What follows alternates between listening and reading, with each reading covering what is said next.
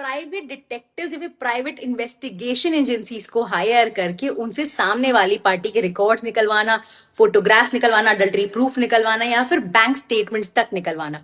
कई लोग ये करते हैं, कई बार आपको लॉयर्स भी ये सलाह देते हैं।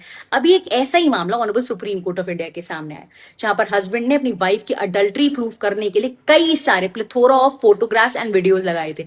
अब यहाँ पर ऑनरेबल सुप्रीम कोर्ट ने अपना जजमेंट तो दिया, पर उसके साथ साथ उन्होंने यहाँ पर कहा कि हमें डाउट होता है, क्वेश्चन होता है कि आप ये एविडेंसेस कैसे लेकर के आए, इसका सोर्स क्या है। एंड यही देखते उन्होंने कहा कि जब प्राइवेट इन्वेस्टिगेटिव एजेंसीज ये करती हैं तो वहां पर जो एक ब्लर एंड थिन लाइन है वो कहीं ना कहीं मिट जाती है। इससे सामने वाली पार्टी, उसके प्रिवेसी के राइट्स भी वायलेट होते हैं, उनके जो इंडिविजुअल राइट्स हैं उनको भी कई बार क्रॉस करने का चांस होता है।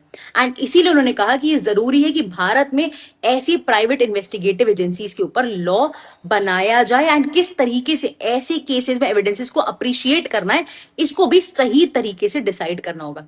एंड इसी के लिए उन्होंने जो ministry of law and justice है and also the law commission of India, उनको इस जजमेंट की कॉपी भिजवाई, उनसे कहा है कि इस मैटर में ध्यान से देखा जाए।